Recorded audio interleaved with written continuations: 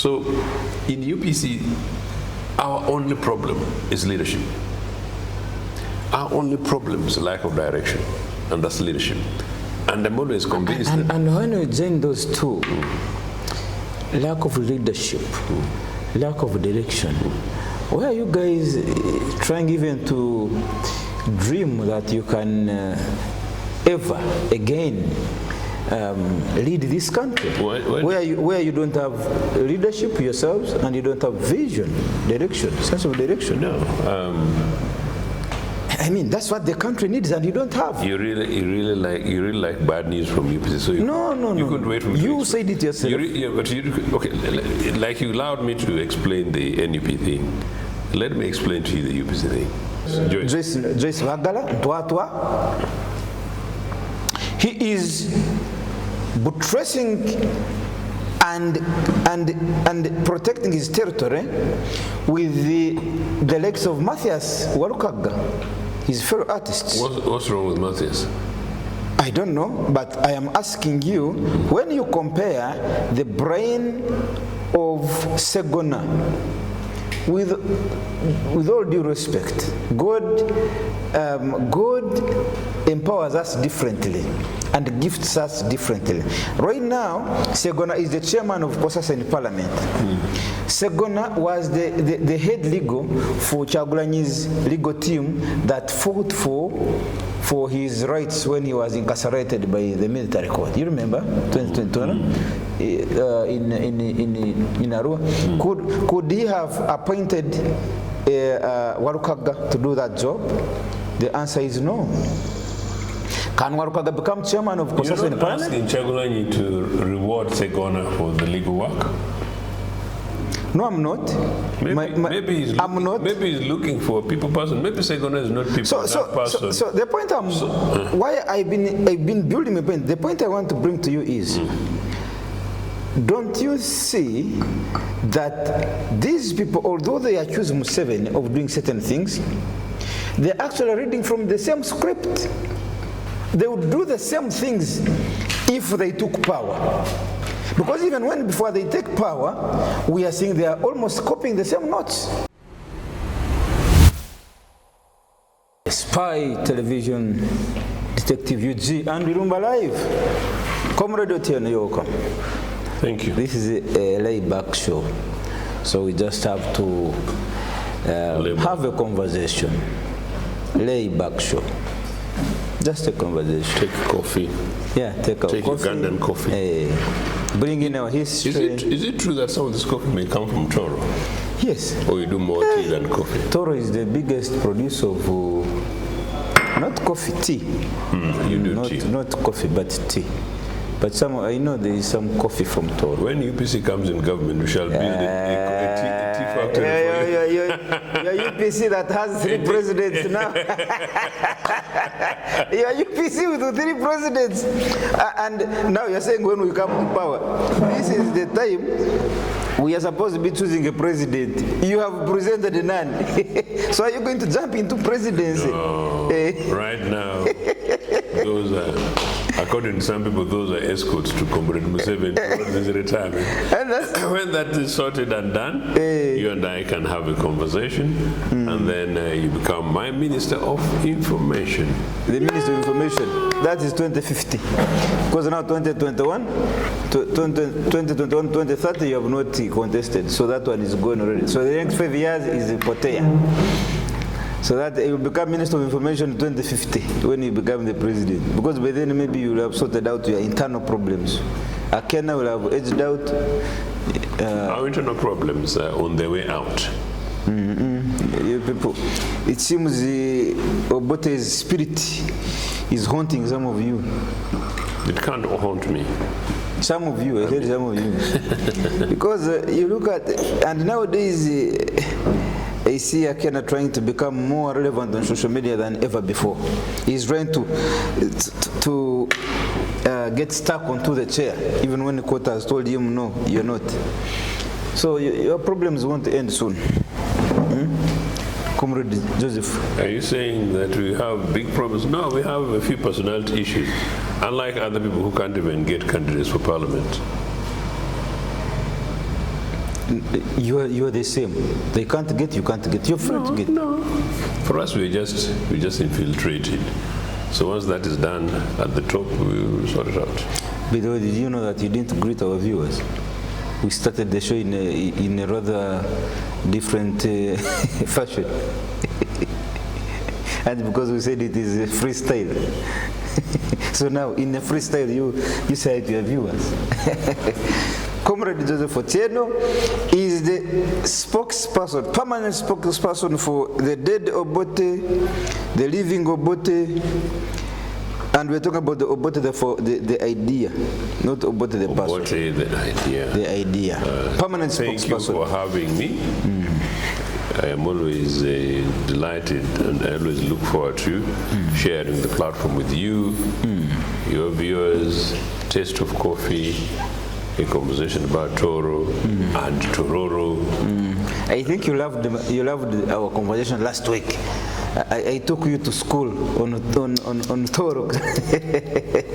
I nearly wanted to claim back my own kingdom.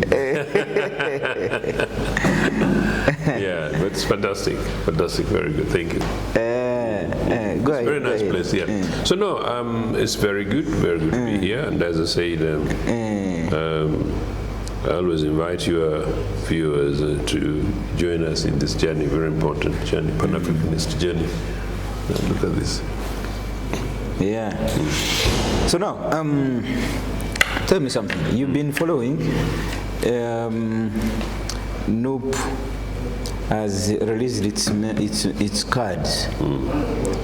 Now, from our analysis, it shows that the senior legislators, tested leaders, the Honorable Medad Segona, a lawyer who actually stood side by side with Kyagulanyi when he was arrested in Arua. He's the man who did everything to ensure that he's out. So today he does not realize that he needs him. Instead, he actually gives the card to a Kadongo Kam singer. Kadongo Kam. What is Kadongo Kam? Kadongo Kam, you don't know this Kadongo Kam music? You're lying. We in UPC, we don't tell lies. But you know Kadongo Kam. So he's an artist. Matthias Walukaga replaces who? Replaces Segona. But Kyagulanyi is an artist, so and why complain? Segona has never been an artist. But I'm saying Kyagulanyi is an artist, and is the other one. No, is this about music? But music did it for him. Yes, but now we transited from music to politics. So why wouldn't this other guy also? So let me finish. Segona is out. A very renowned journalist, veteran journalist, Joyce Bagala from Mitiana, is out. Yeah. Sewanyana Makindye, another sports journalist, is out. There is this also Rubaga South. Rubaga South, Rubaga North. There is another MP. Then Nyeko Makindye, Derek Nyeko. About 4 MPs are not returning. I want to hear your analysis on that. What does that project for the body politic of Uganda, especially the opposition? When you remove a man called Segona, Segona is actually currently the chairman, Kosase. Very big brain. You see the replacement. When Derek Nyeko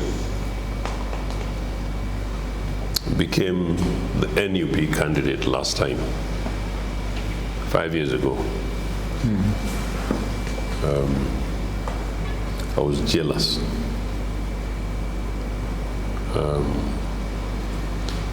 Young, sharp, articulate, and with a very rounded Kampala urban experience.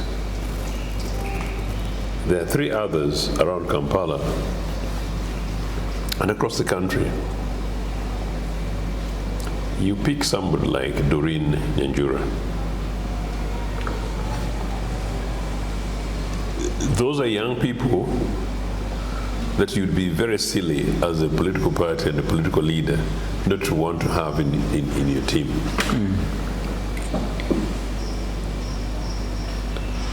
I was shocked that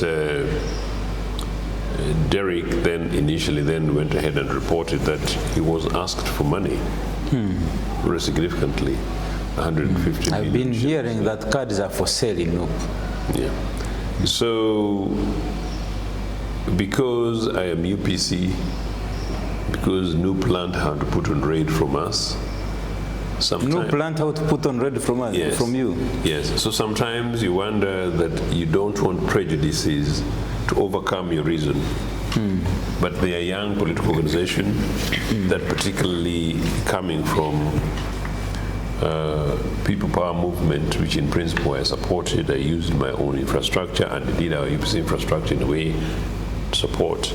Again, you don't want to be too harsh to them. And so I was trying really to be restrained. But I was genuinely disappointed, particularly when the money element came in. Of course, as you said, we've been hearing about money and tickets and favoritism. And we also know that there is this business of favors and families, and particularly the business of kissing, in political organizations. And this happened, you hear them across the world over. But I think it's very distasteful, particularly in this season where we've ended up with 8 presidential candidates and no woman. And part of the debate we've had is why not? And I tried to look through some of the underlying issues and the claims and allegations by some of the female candidates. This time not demands for kiss, but demands for money.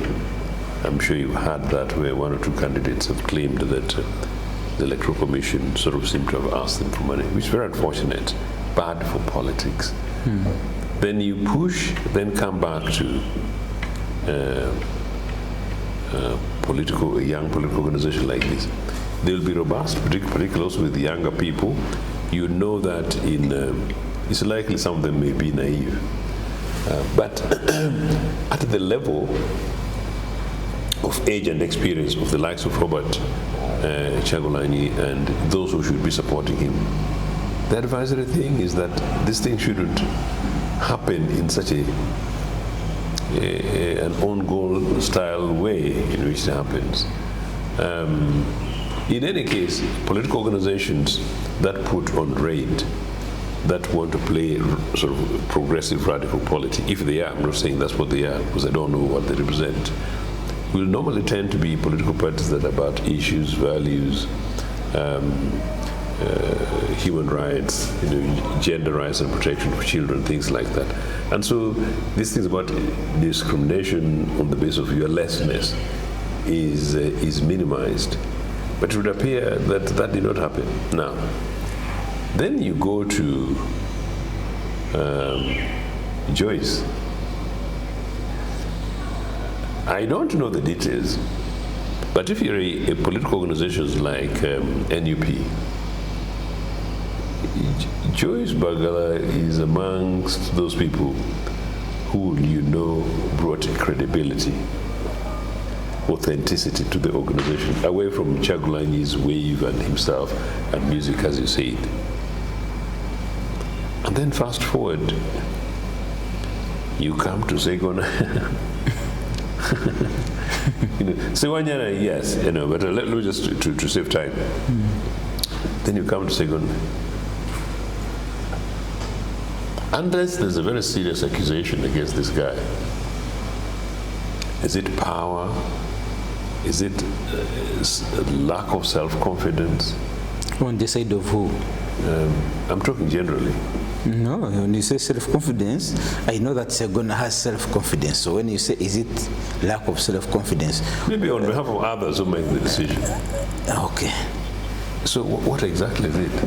And in any case, because we're a country in a transitional state, one of the things that continue to push me, including with you, is that there are not many people above my age and experience in politics at the moment, especially outside NRA. At a time when we want to see a post-Museveni Uganda, but in a peaceful, safe, and in a cohesive way, you're seeking leaders with reason, you're seeking leaders with common sense, you're seeking leaders with experience, but you're also seeking leaders with integrity. And that will normally come from a track record. Now, you need people like the Segoners side by side with young people that you and I are mentoring, and to marry into a formation that is able to constitute any post-Museveni arrangement. So you let go that guy. I don't know the arguments, the reason that has been given by NUP, but it's extremely sad. Now, I advised, and I think even on your program, whether or not the NUP's approach is the right approach for nomination of candidates. I don't want to criticize them beyond giving them free advice on political parties. See the madness in NRA. The best way that we in UPC do, and even the better way and the best in future that I would do as Ochieno as president is to, your job is to create spaces in which leaders emerge, at parliamentary level, leaders emerge. And people who then want to stand as members of parliament ought to have been seen to have had the capacity to join the high table. High table of ideas and debates in terms of national high table of conversation and issues. Then you screen them in what in my case I call the long list, with a pot of men and women, maybe say 700 of them for a parliamentary seat of 550, for argument's sake. Then, after you've screened them, including them, interviewing them and things like that, you leave the pot to members. So you do it the other way around. So in this case, if it's Kabarola Central, let people who want to go and contest in Kabarola Central, coming out of the sport having gone the screen, 5 of them go to face the structures in Kabarola Central. The structures formulate a method by which they determine who is best. Usually, actually, what the Labour Party does is, and I think when you straightforward. You go, you send your CV, you go, they shortlist you, they can actually decide that they're going to shortlist, of the 5 of you, they're going to shortlist 3 and interview 3. And interviewing 3 means you come and make representation, things like that, and the members pick one of you. Now that are because these are the guys who know what they want from candidates. And from there, you, the leadership, you're not involved. In any case then, if there are reports of irregularity on the ground, and anything else that happens, you as leaders then can come and say, well, pay attention. This did not go on well, maybe you should do a repeat or something like that. That really is the ideal. And so in that way, this power returns to the members at the grassroots. And you, the national team, are sort of detached from it. The manner in which they do it is like a mafia thing for which is sad. Joseph, you've given a very long explanation from a very brief question. Partly, I don't know why. Why is NUP giving you a very big time to explain? And when it comes to UPC, your explanation is very brief and we move on. I am very disappointed. I was basically trying to make a contribution to your viewers to appreciate what should ideally be the context. And I hoped that broadening it like that would make people make their own conclusion. I want to but ask back to UPC, since you asked that, I need to deal with it. In UPC, which has no presidential candidate, yeah. So that one we can discuss next 2031. No. Let me give it as a. I gave the hints on it, but I thought the focus was on the shocking disadvantage, shocking things, disappointing things that happened in NUP. I'm quite content with UPC. This is my life, and by the way, I tell people, and your listeners need to take this. You can follow me for the last 30 years, 35. One of the things only thing that irritates certain people is because I explain UPC, meaning I defend it. At no time will you find Ochieno trying to cover up, because I don't. I explain situations. So in the last 7-8 years, I have never shied away from conceding the fact that we've got major issues at leadership level at the top. In the last 5 years, I have never said that we don't have any factions. Today, I completely say, and very openly, sometimes I initiate the process. I talk about the situation in UPC as shambles, as a mess. That is being less generous than average colleagues and friends like yourselves who would say UPC is a mess. You say Ochieno would say that I'm calling their thing too bad. So I call it a mess because of the fact. So no, I am not defensive about these things at all. So in UPC, our only problem is leadership. Our only problem is lack of direction, and that's leadership.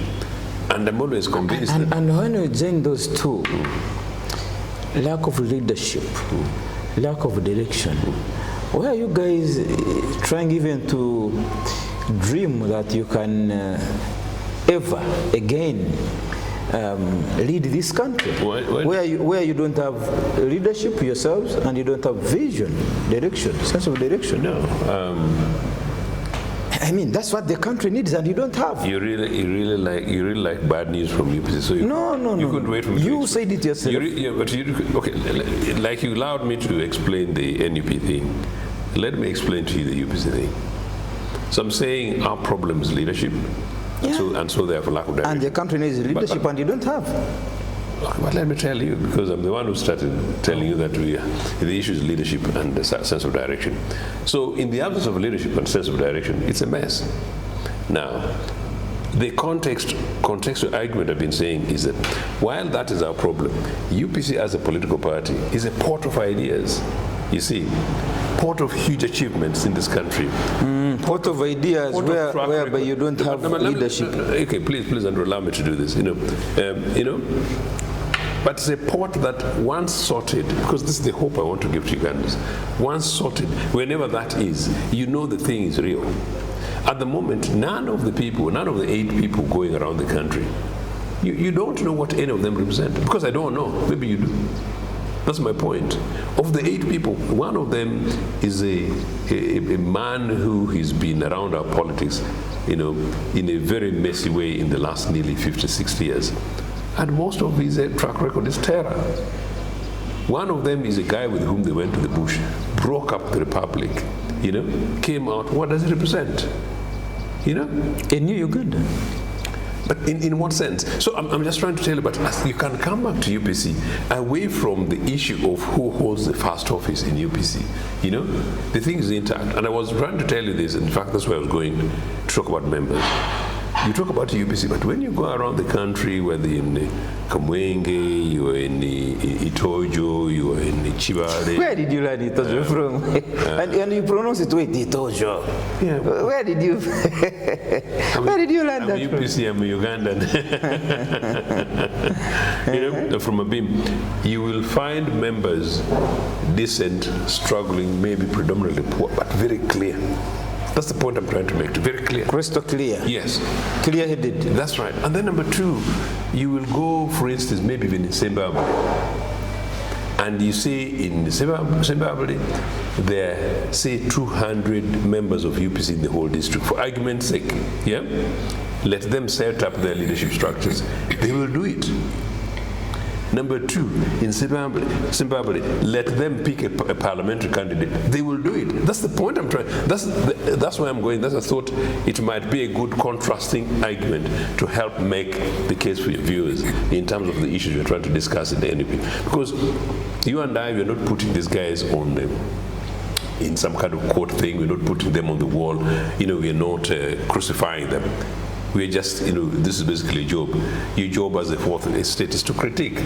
And you ask me here to come and help you to make it easier for you, for your people. So that's what I'm trying to do. And so you realize that I deliberately bring UPC to the cross to contextualize, and I start by the challenges facing UPC.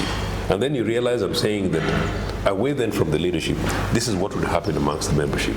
And then unfortunately, you see amongst the membership, this beautiful thing is what the country is missing from UPC. Unfortunately, as you rightly say, thanks to the leadership, and you're right to say, what are you going to do, how do you do? But you're rushing it. So I was going to come back to it because I'm not going to run away from it. I'm the one who brought it up. So in the absence of a clear leadership, in the absence of a direction from the top, in the absence of creating a clear example, however good the grassroots structures you've got, it will sort of either struggle or not be able to do anything because there's no guidance for them. And that's sort of the UPC thing for which the point we're making. So you may even have thought that maybe I was trying to avoid being critical about our organization. So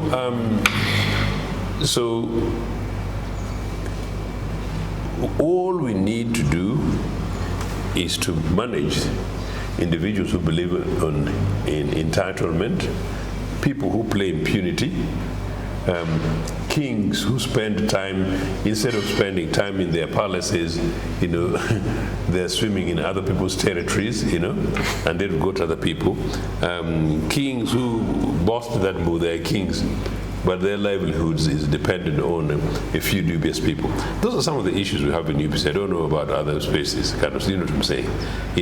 So once we're able to sort that out, people then should be able to prevail. So in normal times, I have not had big things where issues of parliamentary candidates come from how the top is trying to determine. Now, for Segona, it's an unfortunate miss, but I think is it crossed to some other political? No, he has not crossed. He has not crossed. Okay. You remember it happened just a few days ago. But now, what I wanted you to contextualize is, Joseph, when you look at the caliber of your times, people who opposed your government, up to today, they are still very active in politics. You who were defending the government of UPC, you are still active, some of you. You can even talk about the times of General Museveni. See, those people are still active in politics.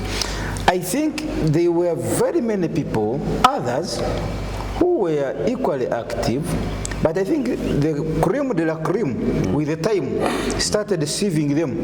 And you realize that now, the elderly people you find in politics are very, very polished politicians. The way of NUP is starting is retiring polished young politicians. In other words, Mr. Ochieno, in the next 20 years to come, you may not find the Ochienos, the Mosesalis, Don't listen to Mosesali. of these times.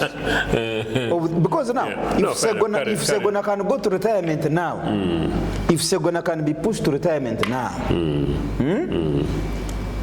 it means that in the next 20 years you will not have the Segonas, you will only have young boys and girls who are ever learning on the job. So I wanted you to bring out this picture. We see, what is it that we are planting in terms of the culture of politics in Uganda? I thought I actually answered that question, but very indirectly. But also, I thought I was trying to be really, really generous to NUP. but also being careful, considering that they've snatched our color. It's nice to The possibility, the possibility of us continuing as neighbors is high. So I don't want us to end up in the same compound and you're arguing. And we are arguing. You know, you want to be good neighbors. I want to be good neighbors. But that good neighborly, and particularly that good neighborly you're trying to preserve is going to be at the cost of truthful telling. I'm not preserving it. That's why I'm here. You want that one to cost truthfulness. You be honest, Joseph. I have known you to be honest. I don't know. I have known you for a long, to be honest, man. I want to ask you to study philosophy slightly more. Because it will help you to appreciate sometimes that once in a while, you know, proverbs work.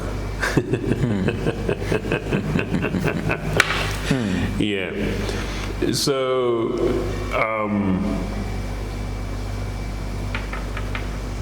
I'm very disappointed with the nature of politics we have in our country today. I told you that today, by the way, when I was coming to your programs, I kept you waiting for a few more minutes than usual because I was starting from a very late night yesterday, doing things for my party and my country.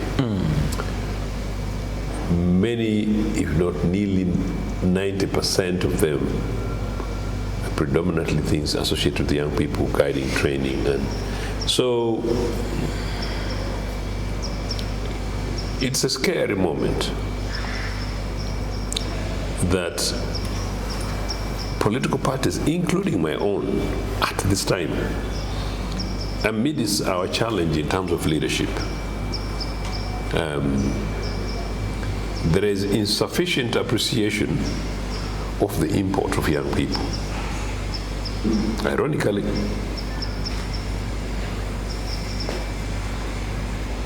whereas in NUP we are saying that they are disregarding more experienced people, I'm actually not sure how confident they are clapping for. We call it cheering, cheering sharp young brains. That's what I'm saying. Is Nyeko too old? He's too young. So I think what you're seeing happening is a manifestation of what NRA created, politics of me, myself, and I. Once Museveni killed political parties, or sought to kill political parties, sought to kill political pluralism, suffocated the field of debates, the spaces that I grew up in. I was telling another program the other day that how I helped.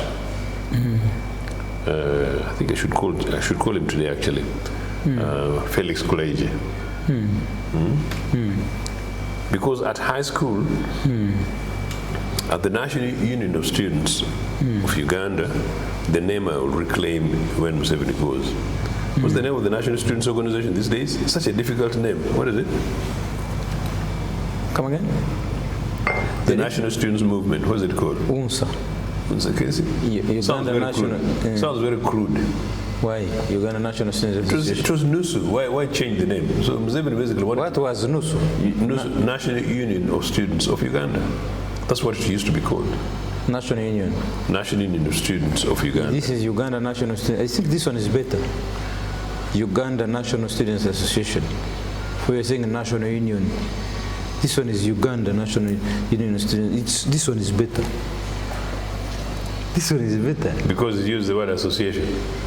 Uganda National Students Association. It's good, it's good. For you saying NUSU. Huh? You want to say NASA? What is NASA equivalent? You know NASA here. What is NASA equivalent? You know NASA. NASA, is it this other? The research bureau. The no, it's investment business. No. No, NASA was a civilian national security organization, and Chris Rokasisi as Minister for Security, and Cassandra Dumba in Uganda, who was heading that organization. So there was no Mucholi in that thing. Mucholi in the broadest sense, lest you forget. The Students' Union, which nurtures student leaders, which encourages student debates, which enables young leaders to emerge, which young leaders then go ahead and participate and engage in open national polity. Yeah? That is not there. Today, to emerge as a leader in UNSA, the thing, yeah? You have to be a multi-billionaire. I met a group of students the other day. I was at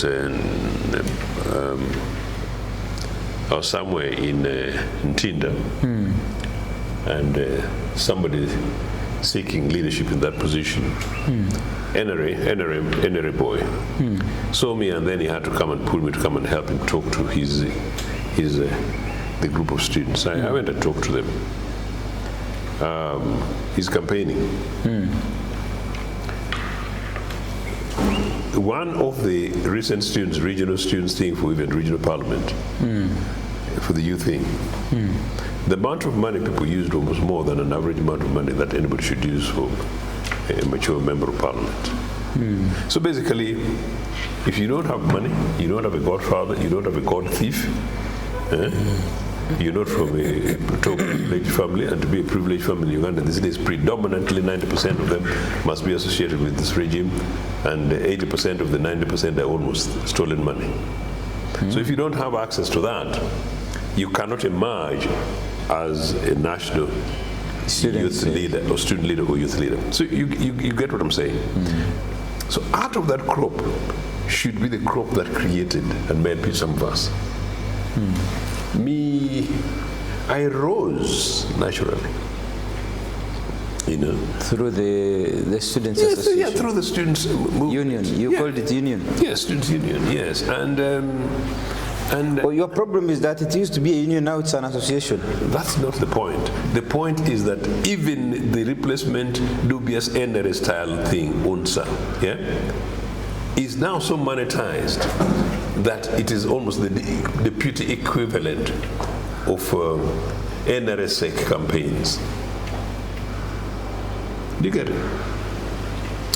I met my friend Lydia Onyoto. She's beautiful, isn't she? She lost in that campaign. She would almost suddenly tell you that she was out of money. Hey, the reason why she lost was because she was merely just out of money. Out of money. That's the reason she gave. Out of money, meaning the other side had merely more money. More money. That's the reason she lost. Andrew, not exchange of ideas. I think, Andrew, get my point. I know you're trying to taunt me. No. So I told you this. If for the leadership, because that's the question you're asking me. Yes. So therefore, now it's not about competition of ideas, but how much money you've got, you have, who is backing you, how many guys in security, and who the powers from above would prefer. Now, that has gone into political organizations. If we are discussing it in NUP and all other political organizations. It has crossed to opposition parties. To political parties, because these are Ugandans. So I am trying to tell you that the political party, which is still a little bit okay, a little bit, is my party. At the grassroots level. I'm explaining to you what you don't know, but I know some of you guys. No.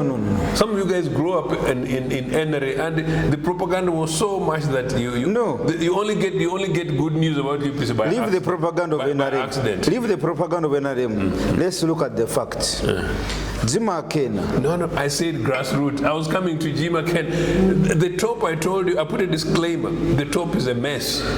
I'm saying this for the purposes of your views, but allow me to say it. By the way, the reason I'm saying this is actually to encourage young members, grassroots members of NUP, grassroots members of FDC, grassroots members of UPC, DFF, PFF, grassroots members of UPC, of NRA, to emulate struggling grassroots membership of UPC. That it's actually possible for you, even in NRA in Zimbabwe. That's why I brought it deliberately, for you to seek to get a leader you deserve yourselves without necessarily that war that we saw. That's my point. Because it's even in UPC, even with the crooked absence of leadership, at the structural level, it happens. And what am I saying? Long term, Andrew, we will need this country, for all of us. Long term, we'll have to reconcile. Long term, we shall have to heal. Long term, whether we like it or not, we have to kill bad manners, young man. Do you get my point? And bad manners includes this thievery and lootery and intolerance, including within political organizations. But long term, what is going to serve the youth of this country is a competition of ideas and the best ideals. That is what is going to be able to turn around the structural challenges facing us at grassroots levels.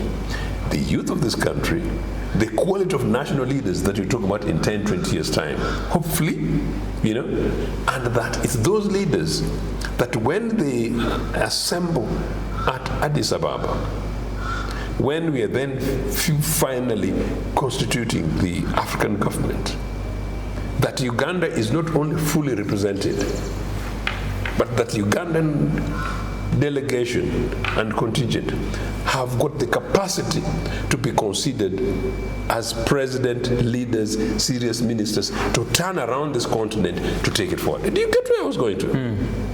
And that is possible. But I'm also saying that is so urgent that unless we did that as a country, China and Chinese average boys will be controlling our land in Atiak. Indian average people, including average academic failures from Delhi or Bengali, controlling our pharmaceutical industry at Kampala. And that unless we take this seriously, maybe even Turkish kids may be running our rights schemes. That's what I'm saying to you. So, in other words, I am agreeing with you the reason you're asking this question, and that's why we're here.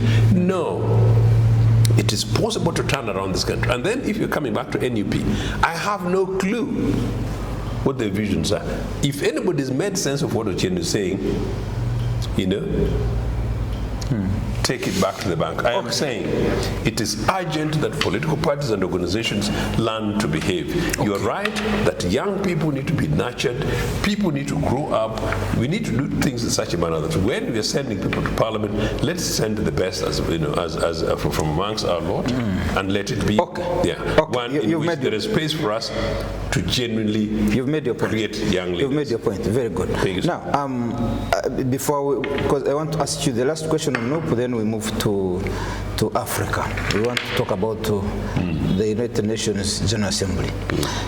My last question on this, Mr. Ochieno, when President Museveni, listen to this one, when President Museveni dropped the extremely brilliant prime ministers, one of them was Mama Mbabas, Ruhakana Rugunda, the former, the late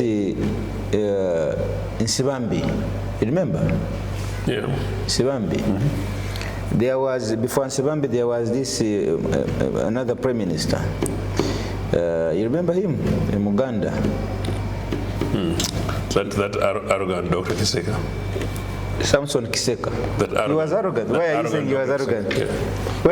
No, he was just articulate. But carry on. I'm giving you my opinion. No. When you look at all the prime ministers of President Museveni, he dropped all those brain ones. He brought Nabanja. I say Nabanja is good. Listen, I'm building my point. He brought Nabanja. opposition parties led mainly by National Unity Platform castigated President Museveni. See how you are demoralizing, politicians who have something to contribute to the country. How can you, of all the promises you've had, how do you replace all of them with Nabanja?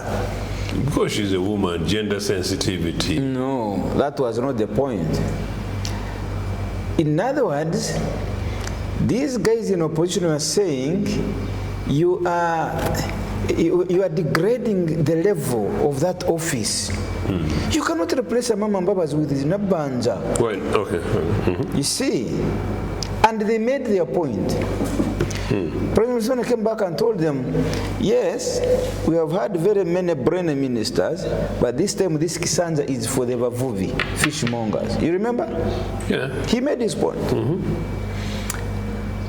Now, as if they are reading from the same script, when Bobi Wine, even before he takes power, starts sidelining people he suspects tomorrow may give him hard time. Because remember, President Museveni was removing Amama Mbabas because he wanted to safeguard his chair. Remember, even he had to go and tinker with the constitution to change how the Secretary General is restart. You remember? Secretary General was the work of the SEC. Now it became an appointee. The president appoints. That's why now he appointed Richard Todom. He had to go and think why to safeguard his interests. Same applies to Bobi Wine. He has started sidelining brain politicians, Segonas. I'm very sure the next time these numbers will also not come back. He has sidelined a young brain, Derek Nyeko. He has sidelined a woman MP for Mitiana, a journalist, veteran journalist, Joyce Vagala, Tuatua. He is buttressing and protecting his territory with the legs of Matthias Walukaga, his fellow artists. What's wrong with Matthias? I don't know, but I am asking you, when you compare the brain of Segona, with all due respect, God empowers us differently and gifts us differently. Right now, Segona is the chairman of Kosasa in Parliament. Segona was the head legal for Chagulanyi's legal team that fought for his rights when he was incarcerated by the military court. You remember, 2021, in Arua? Could he have appointed Walukaga to do that job? The answer is no. Can Walukaga become chairman of Kosasa in Parliament? You're not asking Chagulanyi to reward Segona for the legal work? No, I'm not. Maybe he's looking for a people person. Maybe Segona is not people person. So the point why I've been building my point. The point I want to bring to you is, don't you see that these people, although they accuse Museveni of doing certain things, they're actually reading from the same script. They would do the same things if they took power. Because even before they take power, we are seeing they are almost copying the same notes. That was my question. I'm very saddened. You know, one of the reasons why I chose to be much more upfront about the challenges in UPC was to say that, to lament from the sidelines and to see the greatest political party in this country, one of the top 5 most historically powerful political parties on this continent, one of the top 3 and the foundations of Organization for African Unity. In fact, the political party whose president was the only other, with Nkrumah, two of them, pushing for a particular Pan-Africanist direction in the OAU in 1963.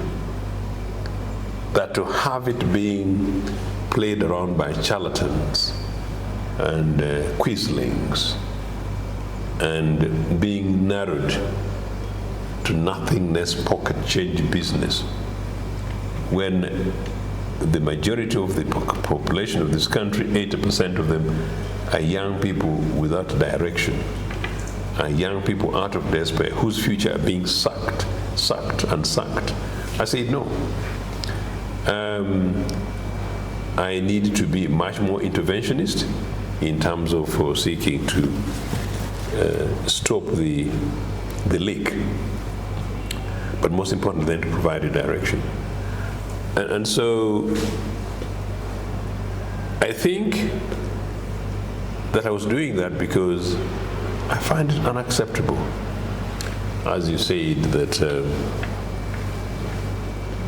you see people, what they're doing, and yet this country needs leadership. And I know your question was very specifically that, what again? What Museveni was looking at when he dropped all the brain Prime Minister and brought in Nabanja, vis-a-vis what Bobi has done. Are they not doing the same? Yet they were castigating Museveni. Yeah. So I thought that no, we need to kill impunity. We need to kill entitlement. And we need to be able to be seen to be doing different and better than Mr. Museveni. And we need to be able to grant hope to our people. On the basis of what you're saying, I would find it very hard that an average Ugandan citizen today, a young Ugandan, between 20 and say 30, who are a very critical voter age, are persuaded that they can have sufficient trust on any of these people to replace Museveni. One of the biggest things that we're facing, and I experience it, particularly with the neutral voters, and particularly people who are neutral to UPC, meaning not necessarily supporters, the open thing is, what is the alternative, and is the alternative better than Museveni? And although sometimes I get very frustrated in trying to explain that to them, you can understand them. As you rightly say, somebody wants to know that we're in politics not for ourselves. We're in politics because we genuinely mean change. We're in politics not because we want to go there and also steal like they did. You remember the argument that was made about many people going to pick nomination forms for president. I also even helped push that narrative, but to make a point that some of these people are saying that, well, the presidency is where envelopes are. The presidency is, if I get there, I can go and give land to Chinese the way I like, or I can give orders from above and make sure that the person who's taken my girlfriend, goes to the basement, things like that. But, the average Ugandan citizen wants to know that, no, you will be doing differently. So I don't think it's good at all. So I would urge leaders in political organization, in this case you're discussing NUP, to come out and try and explain more to our people. Because already campaign moment, and it doesn't augur well where part of what I do is to encourage people to register, encourage people to vote, to get more involved in participating in politics. So no, I think it discourages people. So I agree with you that it doesn't augur well. I cannot take responsibility but to say that I'm disappointed. All I can tell you is that from my perspective as a UPC, I continue to nurture and train and tell people that I don't want anybody to abuse anybody in my name. And if you're joining my political campaign and political organization and mobilization, which I'm basically building beyond myself and particularly beyond my lifetime, that I'm mobilizing and organizing exemplary leaders who are selfless, and whom I also encourage that people around me are people who should see themselves more as Ugandan nationalists than being UPC.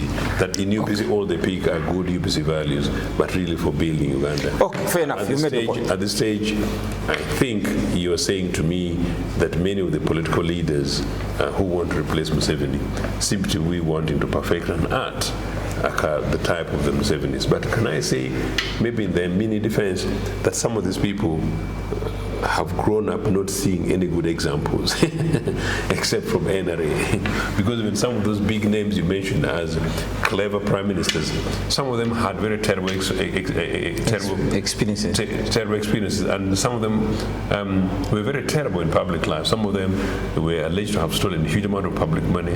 Some of them were excessively arrogant. Some of them were associated with brutality, and some of them were associated with the arrogant success of it. Why did you say Dr. Samson Kisaka was very arrogant? That's my perception of him, my understanding of him, and my knowledge of him. I was old enough when they were coming from the bush. And had you ever intercepted? No. I never interacted with him, and thankfully I did not, because there's nothing amiss. You're saying thankfully? No. There's nothing amiss from Kiseka. To be very frank with you, there's nothing amiss from Kiseka. But yeah, he was an articulate guy, and you're right, educated guy, possibly more educated than some of these other guys that we're discussing today. Of those group, the only person I have respect for is Sirambi? No. Is Rugunda. Do you want to explain it? Ndugu. Yes. Ndugu is a Pan-African, first of all. Not only is he a Pan-Africanist, and it's not also that he's a Mwiri boy. Rugunda, he's got all these other things, and of course some things, all these guys got names. But Rugunda is a humane person. And I'm talking to you young Ugandans. Rugunda is a humane person, unassuming, not perfect. But all those you've named, and since I mentioned that, and I mentioned inclusive Ambi, I know some of the things that I don't want to go into personal. Some of these people, you see them, but because I know, you're a prime minister, and then you want to break the neck of somebody in your lift because you ask them to give you bribe money for a project somewhere, and then the person, a young officer within your ministry, refuses. The current Prime Minister Nabanza had ordered the arrest of a journalist because he asked him 7 questions. Have you heard about that? You've heard about it? Yeah. He asked questions, and his questions were not personal. They were very genuine questions in the interest of the public. Hospital Kayunga, Hospital Mukono, they are like this. Even if you went and found that it was not true, does it warrant his arrest? No. As a journalist. In other words, actually, let me tell you that the comparative analysis you're giving in terms of intellect and depth, that's absolutely true. I would not expect Nabanja to be a prime minister in a UPC administration. But because she would fail. I would not recommend her. But she has delivered for the whatever delivery, I do not know. Because the numbers would be so high there, you cannot approach him. But then you're contradicting. Nabanja is anyway. I don't know what Nabanja has delivered in Nagongera, because that's always my yardstick. If you want to talk about people, one thing I appreciate her, when President Museveni said, Nabanja, I want you to find out about this. Immediately she went on ground. Now, the times of Mama Mbaba's, I don't think even he would go there in that hospital. He would either send his aides and so on. No. But Nabanja went there herself. Can I tell that one I gave her? No, but can I tell her the balance? Since I think maybe we need to have another few minutes on this. Actually, the job of a prime minister, the prime minister is not an enforcer, young man. The prime minister is not an enforcer. The prime minister is not an RDC. In fact, an RDC should not be the enforcer in the district. District commissioners and the UPC administrations were mini presidents of the district. And presidents of the district don't come tick, tick, tick, tick, tick.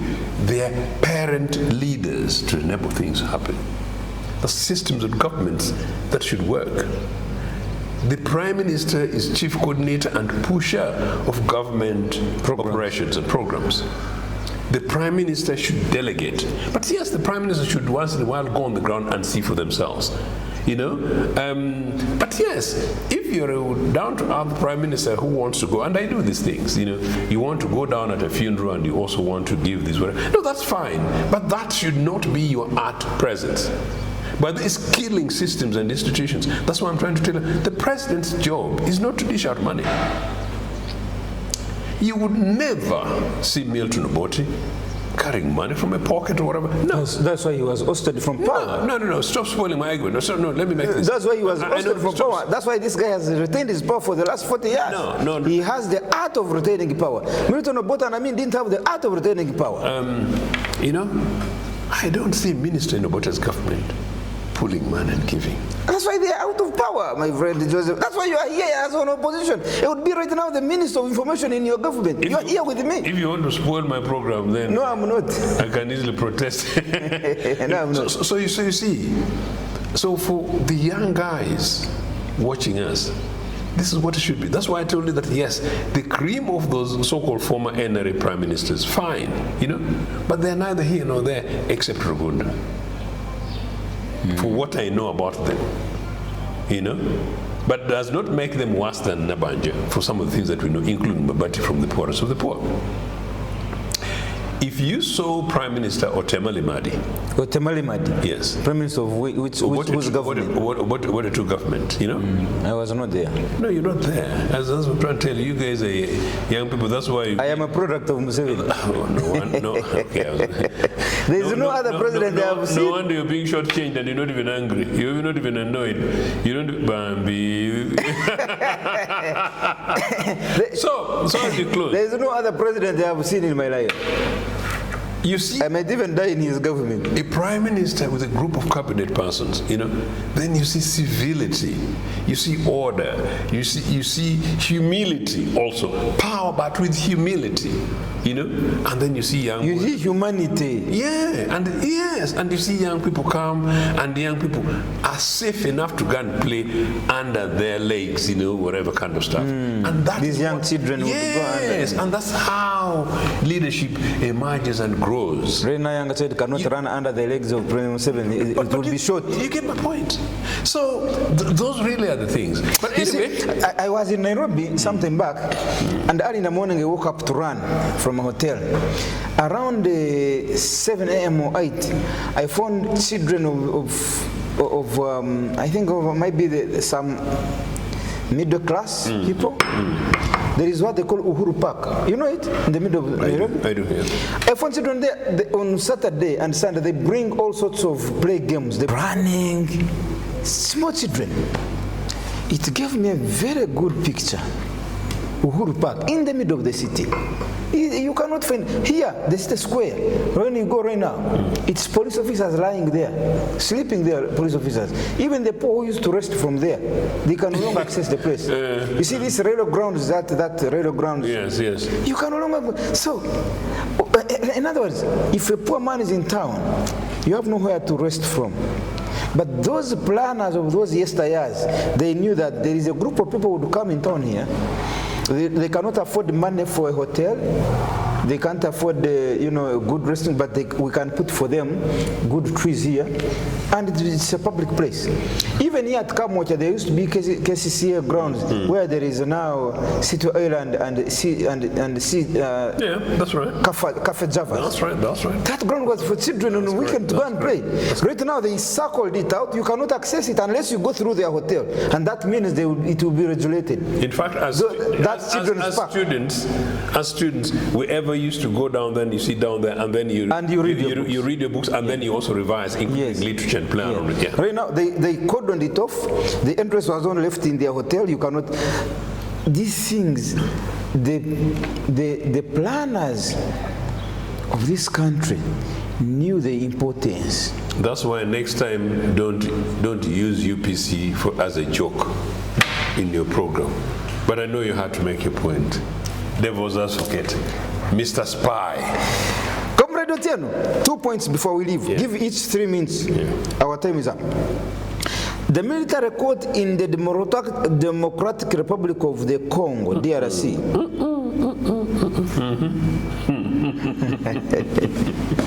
The military court, just like court martial here in Makinde, which is now defunct court. The other one is still active. A military court in the Democratic Republic of the Congo, DRC, has sentenced former President Joseph Kabila to death in absentia. Yesterday. Everything has been in absentia. He has never appeared before them. They have never heard his side of story. He has never sent a lawyer to represent. He has never sent a relative to represent him. He has never sent an email explaining himself. No, they listened in absentia and passed the judgment in absentia. This man is also a general. Lieutenant General Joseph Mutombo Katalai, who presided over the military tribunal, said on Tuesday, you see it is also a tribunal like this one, they copy these things. When you hear this government say, we are going for benchmarking, these are the things they go and benchmark. The benchmarking. Okay.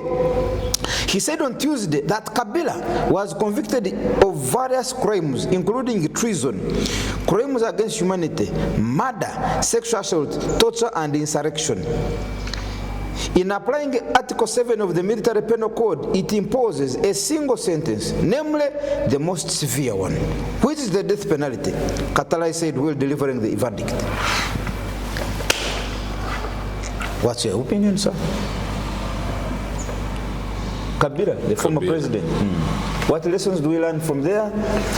What do you see? Do you see a stabilizing DRC? No. Yeah. Are these events projecting a stable DRC? That this has been the problem. Once he's sentenced to death, DRC will come to stability. What do you see there? When I try to bring civility in our politics, when I try to encourage younger Ugandans to study history in full, when I give constructive criticism to our friends in NRA, they, for whatever reasons, predominantly elect to disregard these things.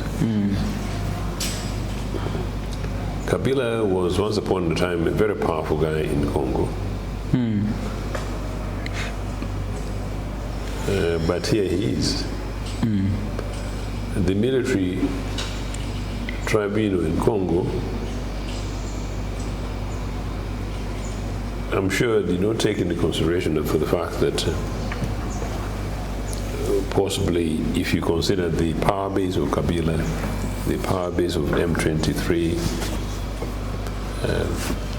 this outcome offers no certainty to long-term solutions in Congo. However, if you consider the history of Joseph Kabila, it's very tempting to understand the Congolese authorities. Yes, very tempting. I was actually genuinely shocked that Kabila indeed did leave Kinshasa, because you hear these things to do with the insurrection. You can imagine Kampala, and unlike Uganda, where all former presidents like my president die in exile in humiliation, Kabila in Kinshasa mobilizes and organizes and leaves Kampala and retreats to the zone when there's conflict. And as in association with other neighboring countries, is implicated. It's very unlikely that Kabila was not associated with these people. Yeah, it's very unlikely. Nor is it likely that Kabila is purely innocent. Now, whether this is the approach or not is a different thing. Kabila was a creation of Kampala and Kigali. Joseph Kabila? Yes, and his father. How? Laurent Kabila? Yes, both Laurent Kabila and his son, yeah. So Kampala and Kigali went ahead, invaded Congo.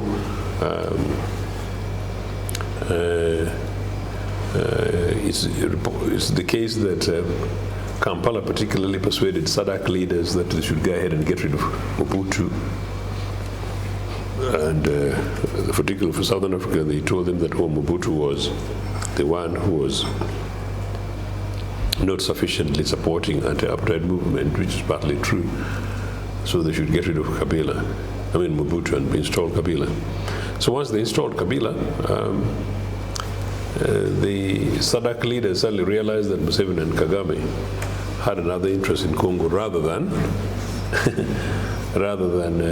merely getting rid of Mobutu, the bad man, and creating possibilities for Congo.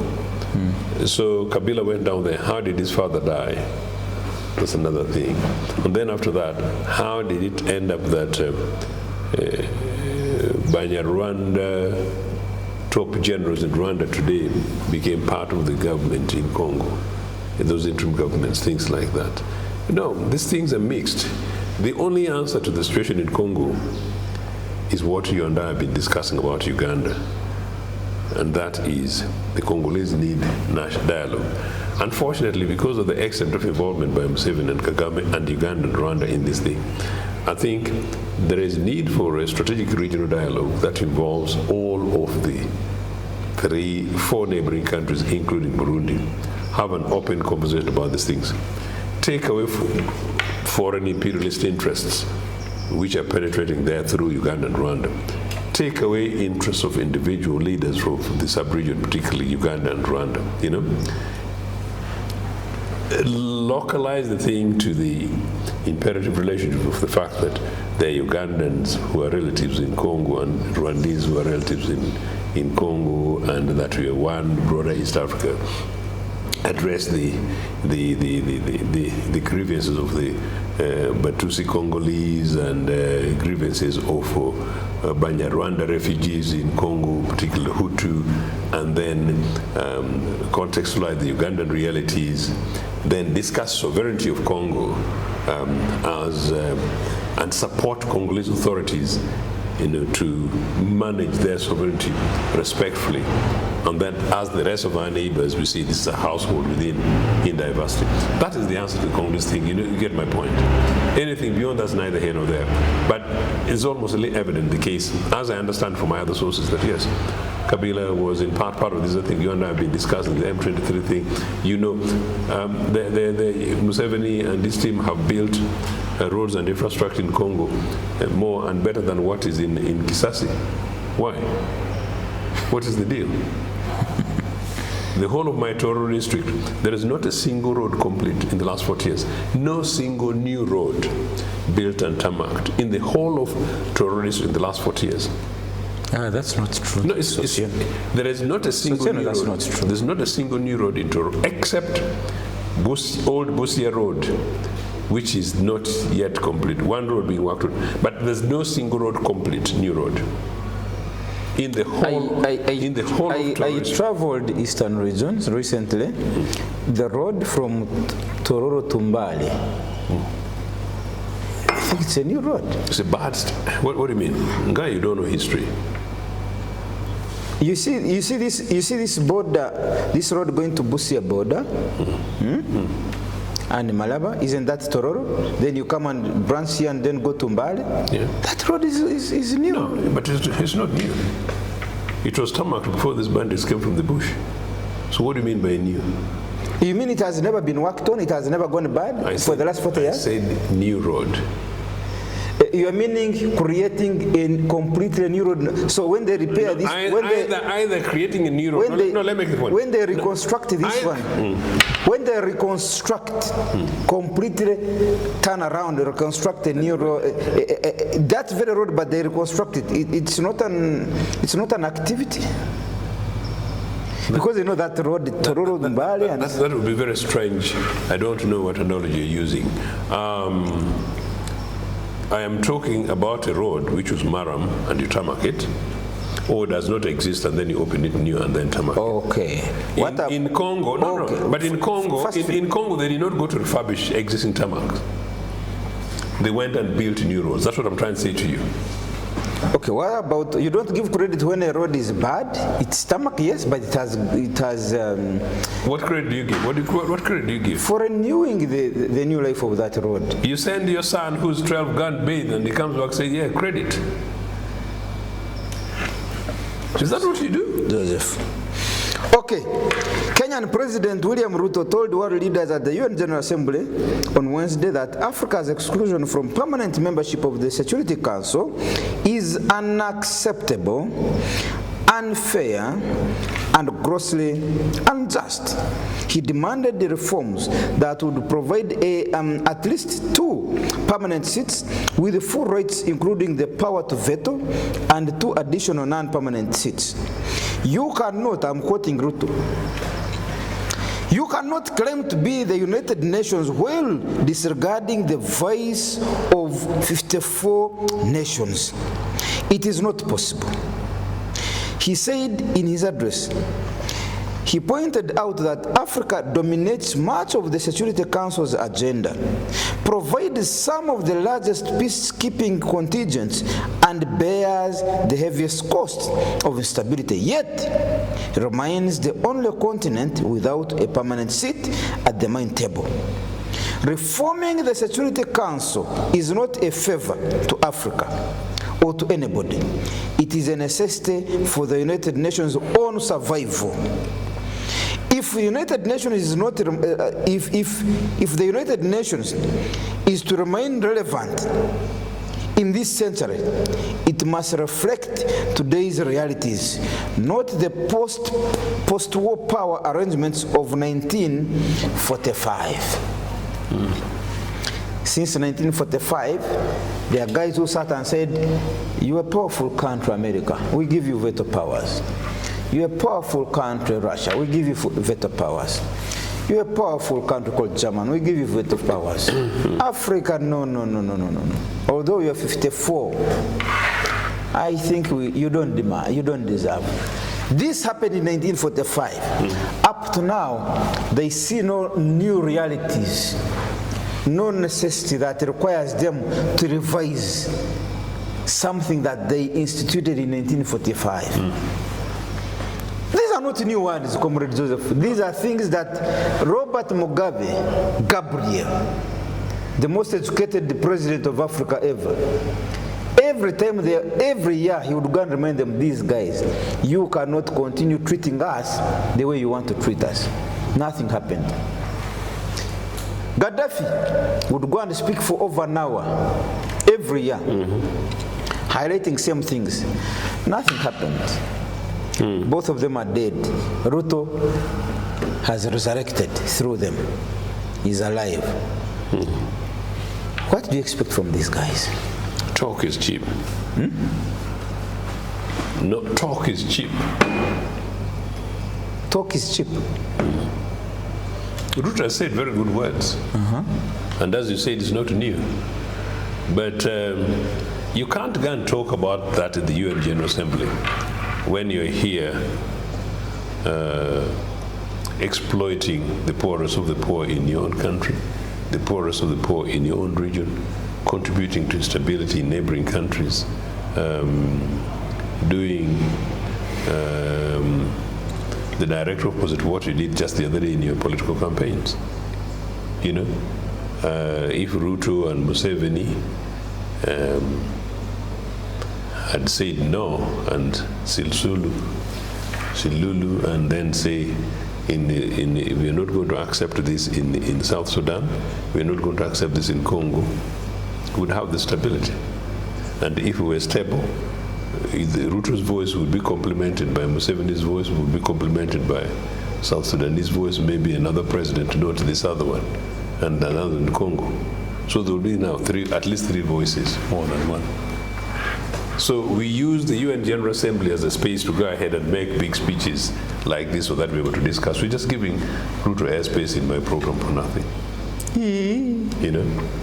That said, as I told you, Pan-Africanist leaders who push Pan-Africanist agenda, leaders who say no, are leaders who are undermined by these very same people, the likes of the Rutos. And so what this continent needs, indeed, is truly not begging from the UN General Assembly. The more united we are, the more we detox conflicts and grow, the more one-voiced we are, the more by the time we're going to the UN General Assembly, they will know this continent is united, this continent is rising, this continent is growing. Their young people are saying no nonsense. You see? The more that happens, we're discussing youth. How many universities in Uganda? How many will you find a student debate talk about permanent seats for the UN? Nothing. You see? In my time, we were discussing that. In my time even before I joined university, we were discussing at O and particularly A level, we were discussing, sometimes I appear very clever, yeah? But of course I am not particularly unclever. But I'm just advantaged in part by experience, you see. So we have these things, we see our big elders talking, resolution 232 of the UN thing on Gaza. It was in our head, demanding for Israeli withdrawal, occupation of wherever, returning to the pre-1967 borders. We are high school students, we are very clear. We are talking about Sharpeville 6 in South Africa, Sharpeville 6. Yes, I mean rather Sharpeville massacre, where the Boers massacred our young students, things like that. At high The Boers are the high school, whites in South yes, Africa. we were doing that. Now, that pot of youth is a pot of youth that today, with the many more universities and many more of our young people, an American diplomat in Kampala knows that if you go to a seminar, workshop, whatever, the youth are alert and they'll say no. Advocacy works like that, and I've done some of these things where if American ambassador in Kampala knows that whatever Ugandan space they're going to go to, these issues of permanence is going to come. That's how they take back and tell their home that you guys, you need to do this thing because it's a strong thing in Africa. But this thing coming from Ruto, where Ruto's own deputy is confined, this thing is coming from Ruto, when in Nairobi University students that don't even have the debates about these things. When this thing is coming from Ruto and is presenting it, and yet Ruto is one of the agents of imperialism. Because these are ideological things, Add this one that Ruto recently went and signed an agreement with America when he was hosted in America to come and allow NATO to come and use his country as a satellite to monitor and spy on other neighboring countries. Yesterday he was in the State House dining with Trump, signing stupid contracts that favor the white man. Even he's in Haiti on the white man's agreement. Not that he believes that what he's doing there is correct. He is there on the white man's agreement. He's like a cowboy, hired machine. Talk is cheap. That was the meaning when you said talk is cheap. But at least he made the point. He made the point, and that's why the reason we are discussing it. In scholarly context, if you keep on repeating some of the things, including words that came from other people, they call it plagiarism. Yeah, plagiarism. It's very boring. So, plagiarism. Yes, nothing new. Very boring. William Ruto. Comrade Ochieno. You have no good words for Ruto. No, he's a fantastic guy. Very smart. How smart? The man who said I am a hustler. He puts on good suits. That's what makes him smart. Yes. The man said, I am a hustler. When I become president, all of you hustlers are going to be my brothers. Now, the hustlers are crying. In fact, I think Ruto might find a hard time getting his second term. He might have to cheat, to steal, like his other neighboring countries. Did he not steal last time? I think he did, but this time he may have to steal more.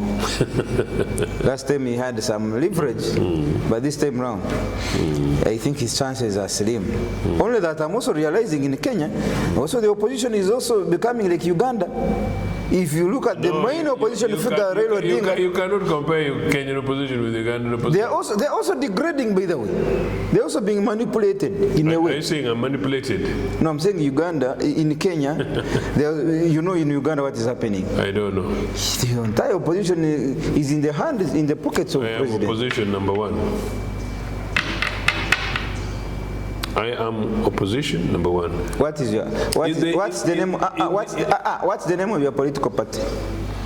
In the entirety of First answer me, what is the name of your party? Uganda People's Congress, the Congress of the People, the political party of women, the political party of the youth, the political party for the peasants, the political party of the workers, the party of ideas. Okay. Yes. Is there a member of UPC who is working in President Museveni's government and on certain terms? They will be there, but not on terms, not on directive with the political party. Direction-Akena and his wife Betty Among are in Museveni's government. They do not represent UPC. They do. They don't. He's being recognized as the party president. Those are deals like Kabila, but they don't. So the point I was making is, tomorrow if you sit in the chair of UPC, Museveni will find a way of working with you or destroy you. Now that it is Direction-Akena sitting in that chair, he has found a way of working with him and his wife. So that's what I'm saying. The entire opposition of Uganda is in the pockets of... I'm opposition and I'm not in Museveni's pocket. Your knowledge is wrong. But many guys in opposition, yes, there are. I'm told some of them, nobody knows them. But I'm not part of that. Anyway, Comrade Joseph Ochieno, has it been a very good time this morning of Wednesday meeting you and saying hi to you and of course brainstorming on a few things? Thank you, sir. I think it has been. Say bye to our viewers. It's been a fantastic day. Fantastic morning. This is from Andrew Irumba Katushabe. Not Katushabe. I told you I am Katusabe. Katusabe. Yes. Remove the H. Why? Because I am not from Ankole sub-region. I am not from Ankole sub-region. I am from Toro sub-region. You really boast about Toro. Yes. Is it because you got a king and Ankole doesn't have a king? Actually, I want to you want to conquer Ankole? I want to champion a referendum of whether we should continue with the kingdom or we should abolish the kingdom. We just remind Ankole is more developed and the Chigezi sub-region more than Toro, and they don't have kings. Seriously? Yeah. Is that because of king? Are you blaming your king? Yeah. That's for another day.